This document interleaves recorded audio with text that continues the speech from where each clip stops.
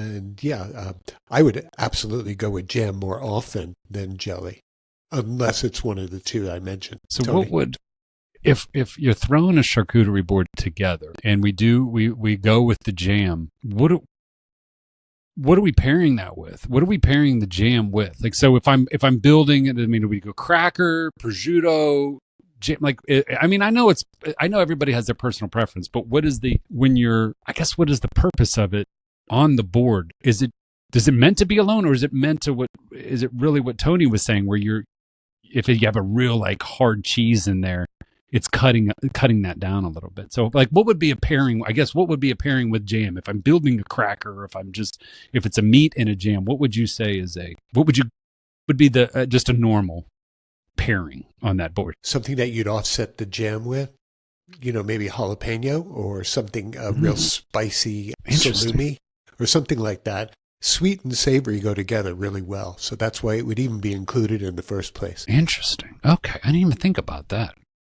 Yeah, so if you got like a really funky cheese, Mike, like if you've got like some funky soft, it doesn't have to be a hard cheese, like a funky soft cheese, like something in the brie lane, but it like taleggio, that'd be amazing with like a nice preserve. I just looked up this royal jelly, Matt. Oh my God. Listen, it's a milky, protein-rich secretion produced by worker honeybees and used to feed queen bees and bee larvae. So this is got to be honey. I've never had it, never heard of it. What's it like? It's touted to be an aphrodisiac of sorts, and definitely real big in the woo-woo world of food and nature. Nice. Secretion. What kind of budget are we talking? Like, so when you're talking about, it's called the royal, what is it again? Royal what? Royal jelly. So if it's royal jelly, what are we looking at for a jar of royal jelly? I don't know. Tony, do you have the current? Yeah. So, I mean, is it like caviar? There's price? A range here. It's more than grape jelly. So Amazon's got like, this is probably pretty small. This is the lowest price one I see is like $16. But then there's some that are like $99 here. That's 100% here. Like this is 100% pure. Let's see the size of these things. This Amazon one. So $15. It's like 5 ounces. Yeah. 4.4 ounces. Dang. I'm gonna have to get up on this secretion though. So what I'm picking up here is not a waste of time and not so 2017. So we are in on the jelly just to break things up a little bit. Standard? Would we call that standard on a charcuterie board? Would you say that's a staple? No. Okay. All right. So how did it make its way in there? Because how did it make its way in there? What's the just? Probably it was an offshoot, and Tony, you probably could agree with this, is that it probably has to do with, people having put preserved fruit or dried fruit on those kind of platters, and maybe that's just an offshoot of that. Yeah, for sure. Because I think the most basic, I actually don't know what defines it. Charcuterie would just probably be the salumi, the variety of your salamis and things. Cheese obviously goes with it, but I think it's just the meat's part of it, right? Is the standard, and it grows from there, probably, or is it always bread meat and is cheese? Part of it. Okay, meat, cheese, bread, some sort of a product, a triumvirate like that. I'm trying to think of my experience with jam jelly on a charcuterie board, and I have before. What is it?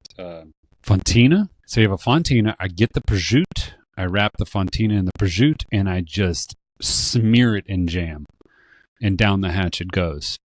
And when I'm thinking about that, that's not too bad. It's It's fun. I think that's what's fun about any sort of like, it's meant to be social. You're having something to drink, and it's just those type of things. Honestly, I go back to like, it cuts the richness to me as having the acidic thing. Because otherwise there's nothing acidic, or maybe you have like olives, like that sort of thing. But the preserved fruit adds that cutting thing to the rich. Everything else is so rich. You need that. We just had like a dinner tonight. We had a braised beef chuck roast, just simple, some roasted potatoes, and a little light arugula salad, just lemon, olive oil, salt, pepper. But like that cut the richness of everything and just balanced everything out. It's really good. I'll make one more point about charcuterie boards that I think is interesting is when you I don't know if you guys have experienced this, but it's funny when it gets down to one piece of anything on there. So it's like, one piece of prosciutto's left, or one piece of sausage left, or one piece of cheese left. Nobody wants to finish it. Everybody leaves that last piece there, like, and then there's this uncomfortable. Are you gonna want that? You're gonna have that? You're gonna, because you want it. I want it. You're gonna have that because I won't eat the last one. That is always interesting to me, because then the charcuterie board gets down to one of everything because nobody wants to be the person that finishes it off. That always interests me. Are any of you the go-to finish? Like, who cares? I'm going to finish it. I think Rob, what happens, smash. Rob, smash 3-0. What I usually do is I hold off, and then you're usually pairing with, like, when I have a charcuterie board, it's usually at some winery or something like that, and you're drinking more wine, and it's like, I've got to get something in, and then that filter comes down, and you're like, I'm eating and mixing and pairing anything that's left on that board because nobody else is taking it. So it depends on how much wine I have, that I'm usually I'm the cleanup crew that comes in, and like, that's also the thing, that wine that cuts through the richness of everything, so you don't need the jelly in that case. I mean, you really don't. I honestly think I could live. So what's his name, Ty? I think I could live on charcuterie and wine. I mean, bread, wine, charcuterie, and I mean, I think I could live off of that. Really, God. I mean, Carrie was pregnant with our first child when we went to Italy. It was a tour.